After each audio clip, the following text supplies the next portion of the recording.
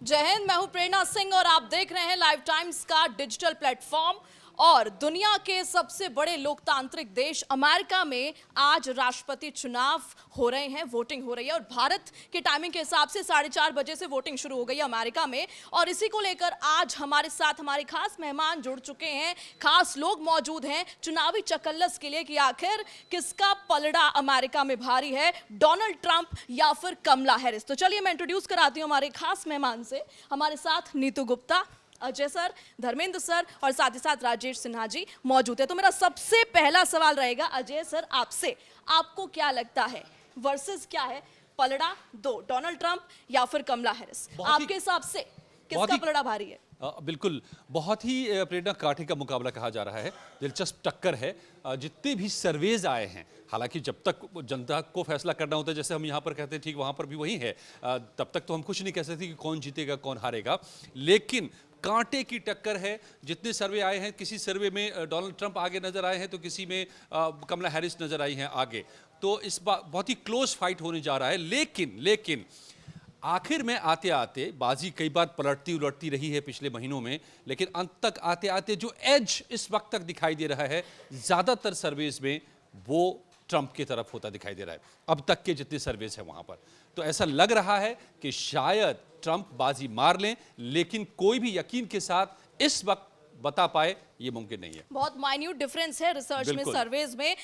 पलड़ा कुछ कह नहीं सकते कि किसकी तरफ इस वक्त हवा का रुख है। और नीतू जी, आपको क्या लगता है? बिल्कुल, देखिए इस बार वाकई जिस तरह से अजय जी कह रहे थे कि कांटे की टक्कर है, कांटे की टक्कर ये भी क्योंकि उपराष्ट्रपति कमला हैरिस को यहाँ पर उतारा गया है डोनाल्ड ट्रंप के मुकाबले। और इस बार जो हम जो मुद्दे देख रहे हैं, सबसे ज़्यादा एनराइज के जो रोजगार का मामला इस वक्त अमेरिका में बहुत ज़्यादा उछाला गया है, महंगाई का मुद्दा है, इसके अलावा महिलाओं के लिए अबॉर्शन का भी मुद्दा जो है इस वक्त बहुत जोर शोर से उठाया गया है। और हमने कई मंच पर देखा कि ट्रंप भी इस पूरे बात को उठाते हुए दिखाई दे रहे हो, कमला हैरिस जोर शोर से महिलाओं के सारे मुद्दे उठा रही हैं। तो आसान नहीं है कि ये चुनाव जो है वो एक तरफा हो। और इस बार वाकई जिस तरह से कहा कि रिजल्ट का इंतजार किया जाएगा, और रिजल्ट जो है वो 20 जनवरी 2025 को अनाउंस होगा, जब पता चलेगा सरकार किसकी बनने जा रही है अमेरिका में। तो ये कड़ा मुकाबला इसीलिए है क्योंकि कमला हैरिस भी जिस तरह से चुनाव प्रचार करते हुए नजर आई, आपने देखा था वो कॉन्फिडेंस कमला हैरिस का कि वो ट्रंप पर कई बार कई मुद्दों को लेकर निशाना साधते हुए नजर आए। और इसके साथ ही साथ देखिए ट्रंप की अगर बात करें हम, तो ट्रंप भी कमला हैरिस पर निशाना साधते हुए दिखाई दे रहे थे। प्रेरणा। बिल्कुल नीतू, चलिए अब सबसे खास मेहमान के पास चलते हैं। धर्मेंद्र जी, आपका ओपिनियन सबसे मैं इंटरेस्टेड हूं जानने में कि आपको क्या लगता है, आपके हिसाब से आइडियोलॉजी की बात करें, किसकी आइडियोलॉजी से आप इत्तेफाक रखते हैं? देखिए, बड़ा इंटरेस्टिंग चुनाव है। किसकी जीत होगी किसकी हार होगी वो कहना मुश्किल है, क्योंकि 7 स्विंग स्टेट जो है वो तय करेगा कि किसकी जीत होगी। लेकिन ट्रंप में एक बेनिफिट ये है कि वो जो भी बोलता है क्लियर बोलता है और हार्ड स्टैंड ले रहा है। वहाँ पे एंटी इनकम्बेंसी फैक्टर भी है। बाइडेन का जिस ढंग से राष्ट्रपति चुनाव में पीछे हट जाना एक नेगेटिव चीज़ भी देता है। उसके बाद देखिए अब सारा कार्ड खेला उसने, चाहे हिंदू का हो चाहे मुस्लिम का हो, चाहे युद्ध की बात हो, युद्ध में सीधा जो बोल दिया उसने कि हम जो है युद्ध ख़त्म करा देंगे और यहाँ पे चीन के खिलाफ जो है हम टैरिफ लगाएंगे। तो जो भी बोलता है ट्रंप जो है वो सीधे सीधे बोलता है, डंके की चोट पे बोलता है और सीधे बोलने से होता मैसेज सीधे जाता है। तो हैरिस जो है बच के बात कर रही है हर मुद्दे पे, लेकिन वो महिला है और एबॉर्शन की नीति में उसका थोड़ा सा समर्थन है। उससे जो महिलाओं का समर्थन जो है उनको ज़्यादा मिल रहा है, जबकि ट्रंप को जो है पुरुष का समर्थन ज़्यादा मिल रहा है। लेकिन सबसे वही बात मैं बता रहा हूँ कि वहाँ पे एंटी इनकम्बेंसी फैक्टर है और जो है चूँकि वहाँ पे बेरोजगारी का, महंगाई का और जिस ढंग से युद्ध में खास करके खर्चा हुआ वो है, नाटो की सदस्यता को लेके भी है, चूँकि नाटो हर जगह पैसा लगाता है और इसका सवाल है कि भाई नाटो जो है ज़्यादा यूएसए का पैसा लेता है। फिर जलवायु परिवर्तन में भी जो है ट्रंप का जो है वो कड़ा रुख है, क्योंकि यदि ट्रंप जीतते हैं तो जलवायु परिवर्तन में जो पूरी दुनिया में चल रहा है तो यदि जीतते हैं तो एक अलग सा जो है डायमेंशन हो सकता है। तो जहाँ तक जो है जीत हार तो नहीं बोलेंगे, लेकिन ये बोल सकते हैं ट्रंप का पलड़ा भारी है, क्योंकि उसे पॉजिटिव है। कमला हैरिस को लेकर बोलना चाहूंगी क्योंकि आपको याद होगा जब ऋषि सुनक जो ब्रिटेन के प्रधानमंत्री बने थे तब भारतीयों में बहुत ज़्यादा खुशी थी।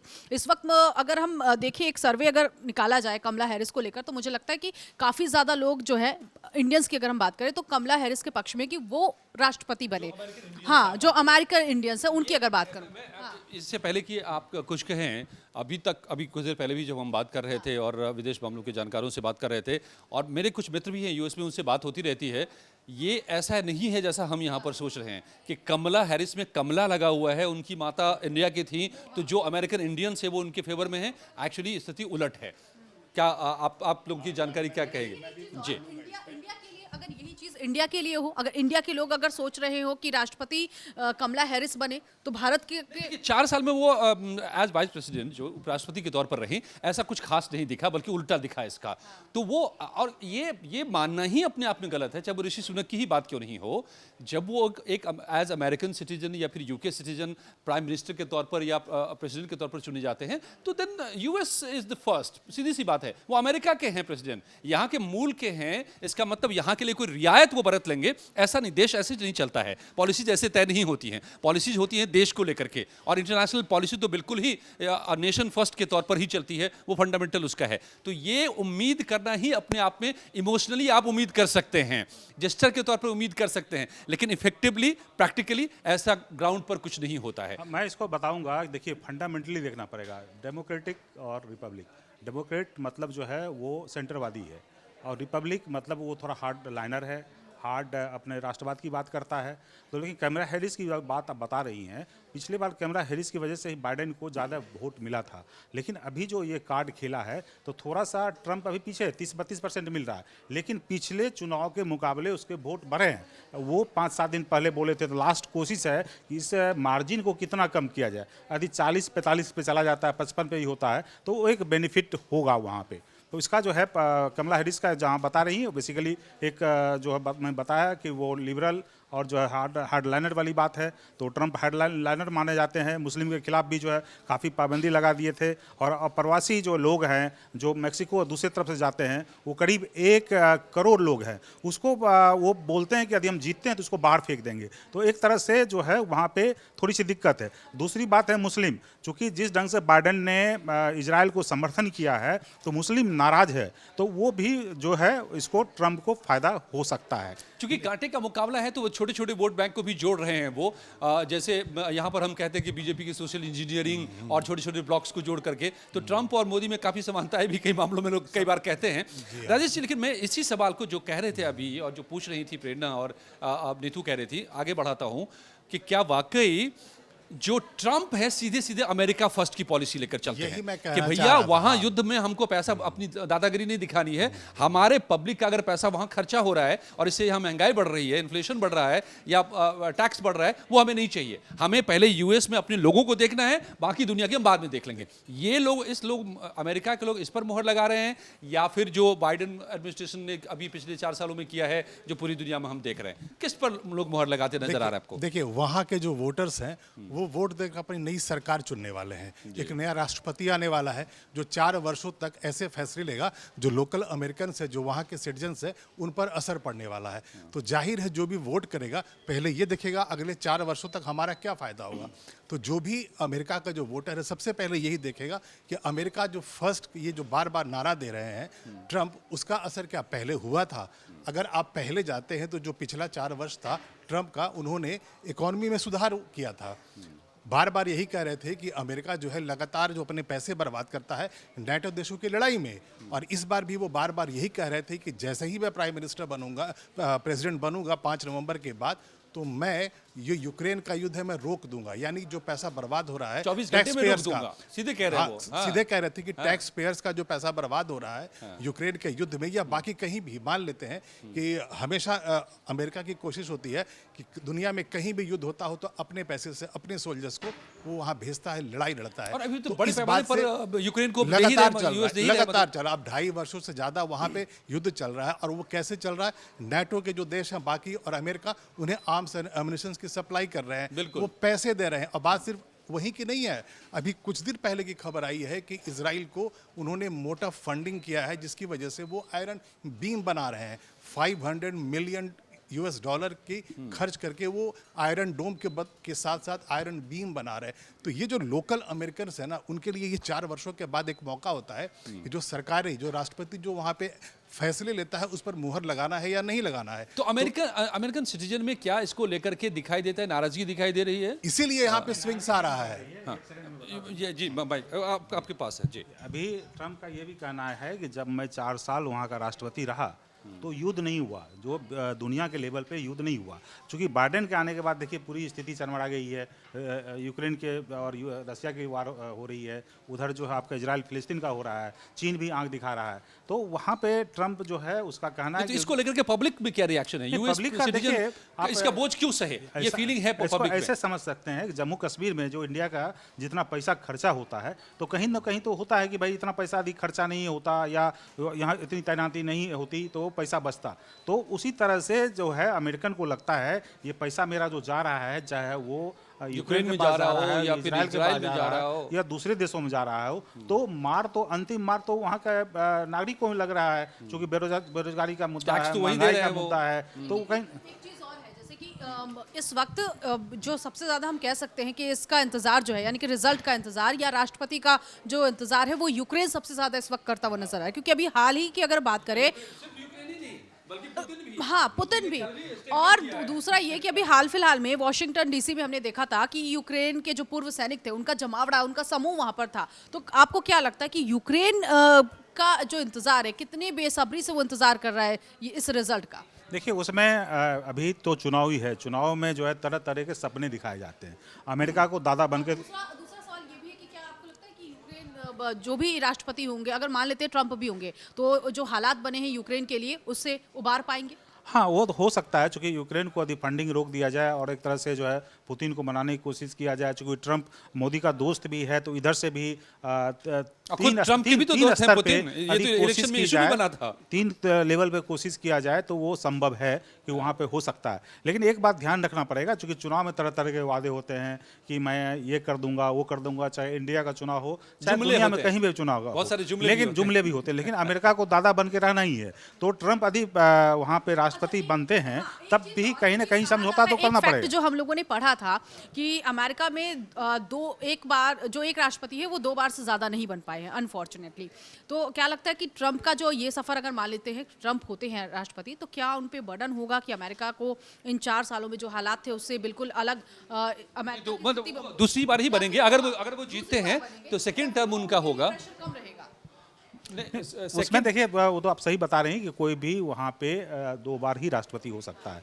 तो उसमें ट्रंप की कोशिश ये होगी, देखिए केवल ये नहीं होता है कि हम राष्ट्रपति बन के चले जाएं, ये भी होता है हम पार्टी को मजबूत करें। जैसे आप अमेरिका में वो रिपब्लिक को मजबूत करेंगे, उसी तरह इंडिया भी ले रहे हैं, तो जैसे मोदी हैं तो अपने पार्टी को मजबूत कर रहे हैं, तो अपना केडर को हर पार्टी मजबूत करना चाहता है।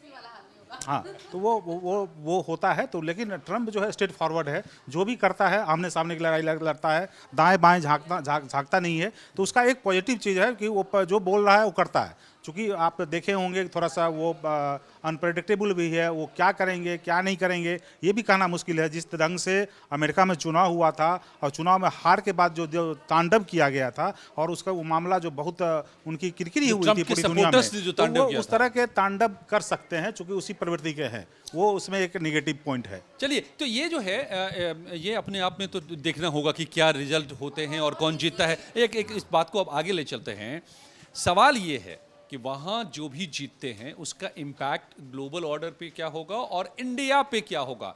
क्या ट्रंप साहब अगर प्रेसिडेंट बनते हैं तो इससे हमें फ़ायदा है भारत को? अब हम भी नेशन फर्स्ट की बात कर लेते हैं पहले। या कमला हैरिस ही कंटिन्यू करती हैं एज प्रेसिडेंट नाउ इस टर्म में, तो वो भारत के लिए फ़ायदेमंद होगा। मुझे लगता है जो पिछले दिनों में हम खबरें जो देखते हैं राजेश जी, कि ट्रंप साहब कह रहे हैं कि मोदी मेरे बड़े अच्छे दोस्त हैं। ट्रंप साहब कह रहे हैं कि इंडिया से टाइज को हम डीप करेंगे, स्ट्रेटजिक टाइज को डीप करेंगे। ट्रंप साहब कहते हैं कि हम हिंदुओं के साथ जो हो रहा है बांग्लादेश में वो इसकी निंदा करता हूं और हम लड़ेंगे साथ में मिल करके।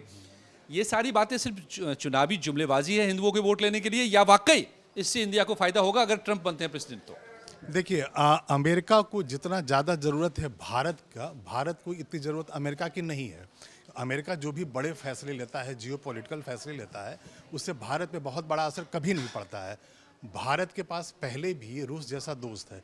आर्म्स एंड एम्यूनिशन चाहिए होता है तो हम उनसे ले लेते हैं, हम इजराइल से ले लेते हैं। तो जो फैसले होंगे, अगर राष्ट्रपति अगर ट्रंप बन जाते हैं तो वो अमेरिका ग्रेट अमेरिका बनाने की बात पहली बार भी किया था, अमेरिका फर्स्ट इस बार भी कर रहे नहीं हैं। तो ये सवाल में अब इस पॉइंट पे मैं ये कहूंगा कि जो एक चाइना पर प्रोडक्शन को लेकर के मैं बहुत वहाँ- डिपेंडेंसी रही है मैं वहाँ यूएस पे- की। हाँ, अब यूएस मैं कह रहा है वहाँ कि पे चाइना आ रहा +1 की पॉलिसी लेकर के ट्रंप कह रहे हैं कि हम बात करेंगे। मैं वही और कह रहा इंडिया हूँ। को अगर वो बनाते हैं तो क्या, और इंडिया कह रही है कि मेक इन इंडिया, उधर वो कह रहे हैं कि मेक इन यूएस।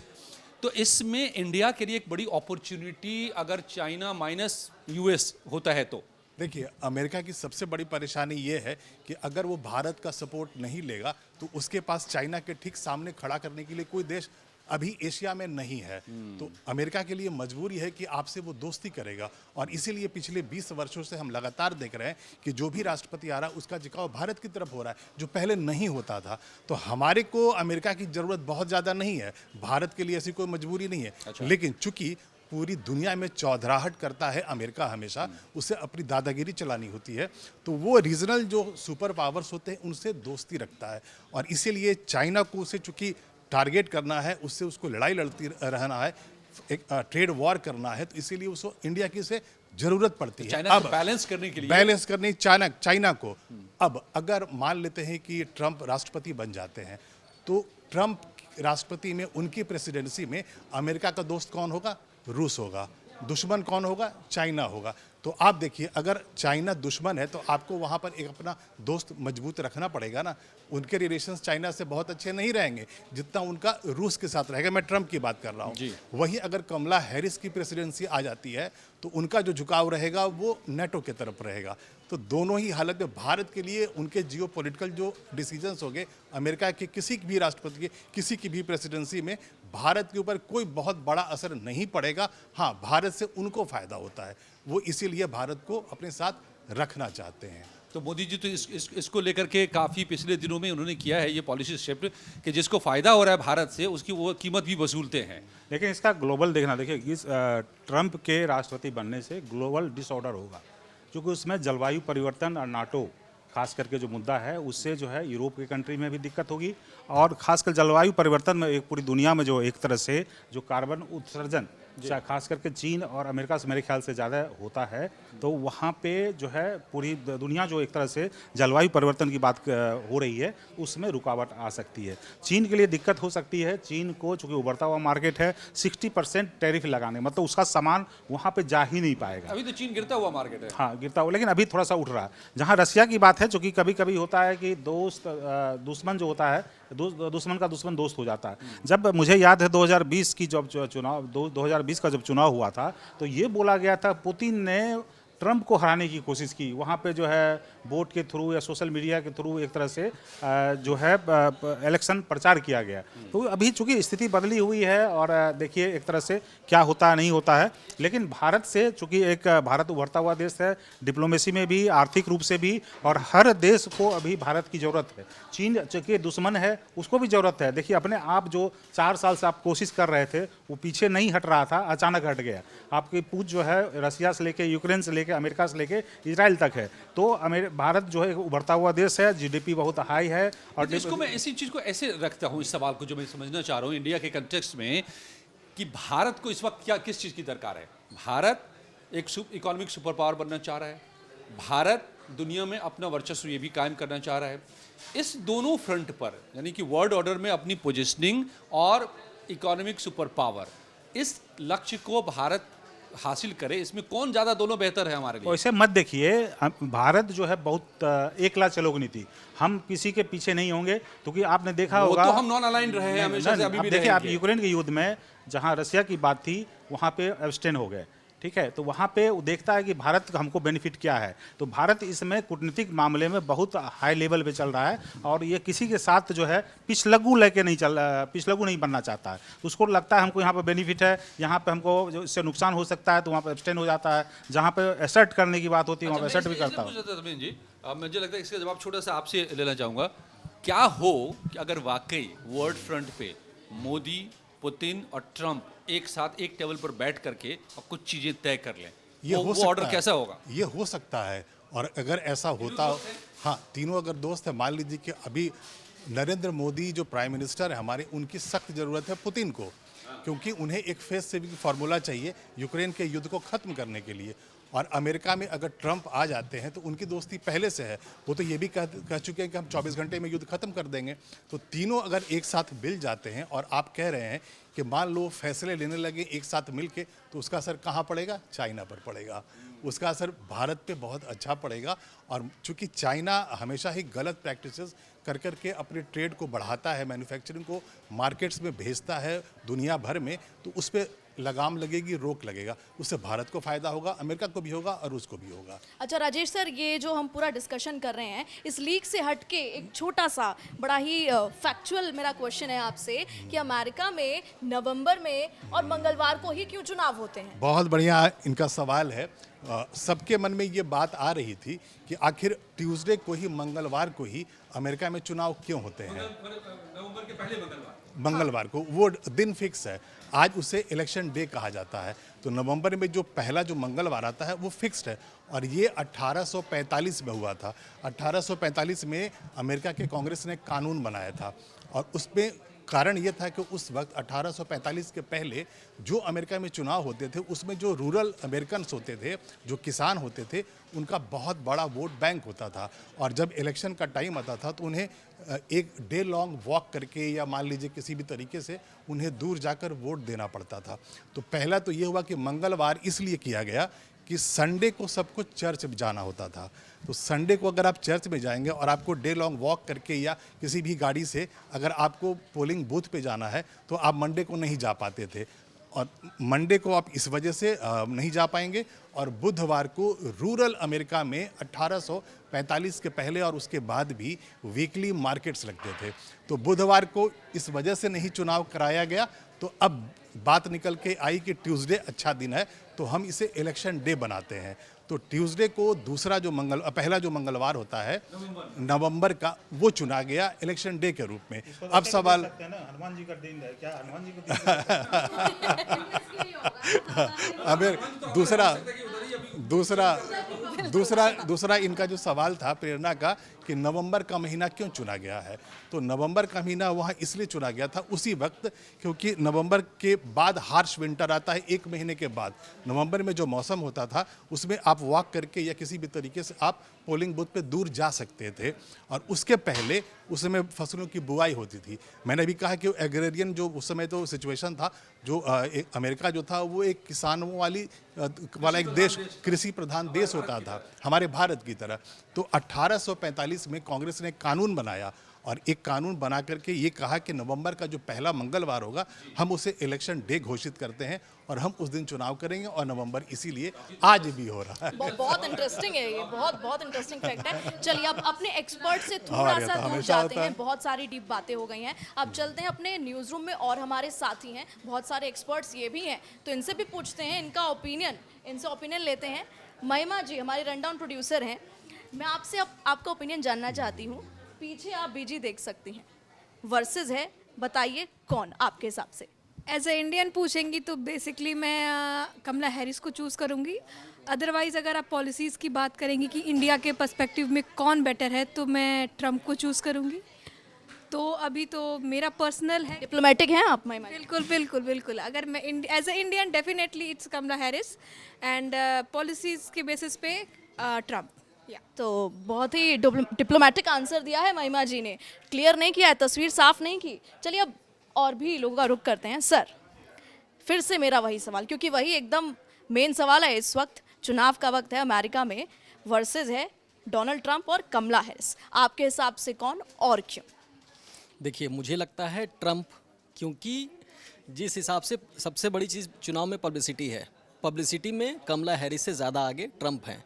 और ट्रंप के साथ एक और ख़ास बात यह है कि वो एक बार राष्ट्रपति रह चुके हैं, तो राष्ट्रपति रहते हुए उनको बहुत ज़्यादा एक्सपीरियंस कमला हैरिस से इस चीज़ में ज़्यादा है कि सत्ता कैसे चलाई जाती है, किस तरीके से लोगों को कन्विंस किया जाता है, और उन तमाम चीज़ों में ट्रंप बहुत ज़्यादा आगे हैं। तो एडवर्टाइजिंग पे ज़्यादा पैसा लगाया है इस बार डोनाल्ड ट्रंप ने? जाहिर तौर पर एडवर्टाइजिंग के साथ साथ वो भारतीय परिप्रेक्ष्य में भी बताऊं तो भारतीय मूल के लोगों को ज़्यादा कन्विंस कर रहे हैं, क्योंकि अमेरिका में कुल 52 लाख की आबादी हिंदुओं की है। तो हिंदुओं को कैसे कन्विंस करना है, हालांकि दोनों कन्विंस करने में लगे हुए हैं, क्योंकि अभी चंद दिनों पहले दीपावली भी के दौरान की बात करूं तो दीपावली में कमला हैरिस और ट्रंप दोनों हिंदुओं को लुभाने में लगे हुए थे। इसका मतलब ये कह रहा है कि जो अमेरिका में चुनाव हो रहा है उसमें कहीं ना कहीं भारतीयों का ज़्यादा हस्तक्षेप रहेगा, यही मेरा कहना है। चलिए, बहुत इंटरेस्टिंग था सर। अब आते हैं जो इस पूरे मुद्दे के एक्सपर्ट हैं, हमारे हरीश सर। सर, मेरे को नहीं लगता आपसे सवाल पूछने की ज़रूरत है, आप सीधा अपना ओपिनियन बताइए। देखिए, मुकाबला बहुत कड़ा है। अगर डोनाल्ड ट्रंप की बात करें तो उन्होंने सीधे जो है लोगों के बीच जाकर अपील की। जैसे यहूदियों के बीच गए तो सीधा पूछा कि भाई मैं युद्ध बंद करवाने की बात कर रहा हूँ, मैं इज़राइल को सपोर्ट करता हूँ, तो मुझे सपोर्ट कीजिए। मुस्लिम्स के बीच गए तो कहा कि मैं प्रेसिडेंट बनूंगा तो गाज़ा में और लेबनान में जो जंग चल रही है उसको बंद करवाऊंगा। ये जो है उनके पक्ष में जाता है। उनके अगेंस्ट जो जाता है, उनके पिछले कार्यकाल में जो देखा गया था, इंडिया के लिहाज से अगर हम बात करें तो ग्रीन कार्ड हासिल करने में बहुत दिक्कतें हुई थी। इंडियंस जो यूएस जाते हैं पढ़ने के लिए, उनको बहुत दिक्कतें हुई थी। बहुत नियम सख्त कर दिए थे कि वहाँ पढ़ने जाएंगे तो वहाँ नौकरी नहीं कर पाएंगे। और इंडिया से जो भी जाते हैं वो इतने ज़्यादा अमीर नहीं होते कि वहाँ रहकर पढ़ाई अफोर्ड कर सकें। वो इसलिए जाते हैं कि वहाँ नौकरी भी करेंगे तो पढ़ाई साथ साथ चलती रहेगी।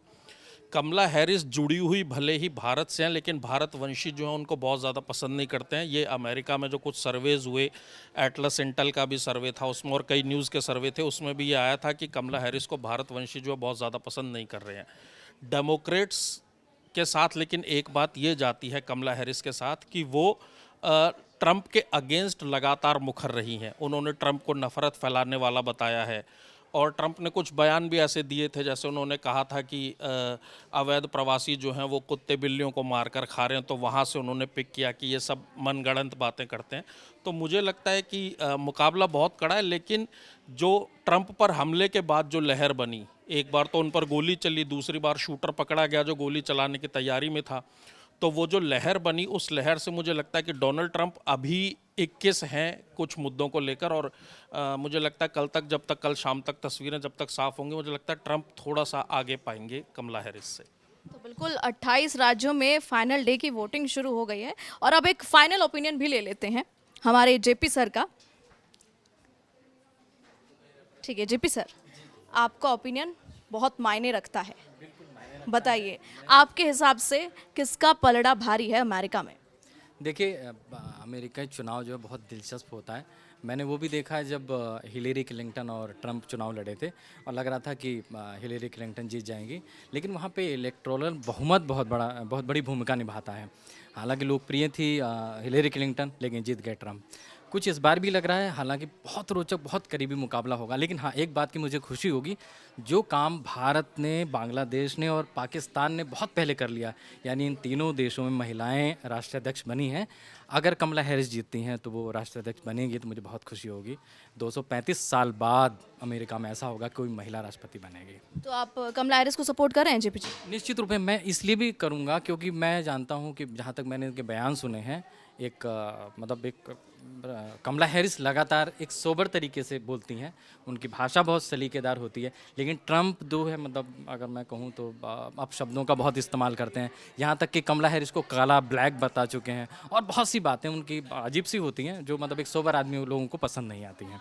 अच्छा, तो आपको डोनाल्ड ट्रंप पसंद नहीं है सर? कतई पसंद नहीं है मुझे, अभद्र भाषा इसका इस्तेमाल करने वाला कतई पसंद नहीं है। कमला हैरिस इसलिए सोबर हैं, पढ़ी लिखी हैं। पढ़ी लिखी का मतलब कि पढ़ी लिखी बातें भी करना, पढ़ी लिखे होने का मतलब ये नहीं है। पढ़ी लिखी बातें भी करना सोबर तरीके से, तो मैं उनके साथ हूँ। बतौर भारतीय मुझे खुशी होगी, हालांकि वो भारतीय मूल की हैं, भारतीय नहीं है, इन दो बातों में अंतर होता है। तो मैं कमला हैरिस के साथ हूँ। तो जेपी सर ने सीधा बोल दिया है कि भाई कमला हैरिस को हम सपोर्ट कर रहे हैं, डोनाल्ड ट्रंप को नहीं। तो बहुत सारे ओपिनियंस हमने ले लिए हैं, लेकिन तस्वीर ऑब्वियसली साफ नहीं है। कांटे की टक्कर अमेरिका में है, वोटिंग चल रही है, लेकिन ओपिनियंस बहुत सारे जो हमने जाने, उसमें कहीं ना कहीं ज़्यादा जो पलड़ा है वो कमला हैरिस की तरफ झुकता हुआ नज़र आ रहा है, डोनाल्ड ट्रंप की तरफ। लेकिन अभी भी बार बार मैं यही बोलूँगी कि कंफर्म नहीं है, क्योंकि कांटे की टक्कर है। और इसी के साथ इस पूरे डिस्कशन को हम यहीं पे ख़त्म करना चाहेंगे और वेट करेंगे रिजल्ट्स का, और देखेंगे कि हमारे एक्सपर्ट्स का और हमारे जो ये न्यूज़ रूम के एक्सपर्ट्स हैं कितने सही निकलते हैं अपने ओपिनियन में। और इसी के साथ आप ऐसी और डिस्कशंस के लिए जुड़े रहिए लाइव टाइम्स के डिजिटल प्लेटफॉर्म से। जय हिंद।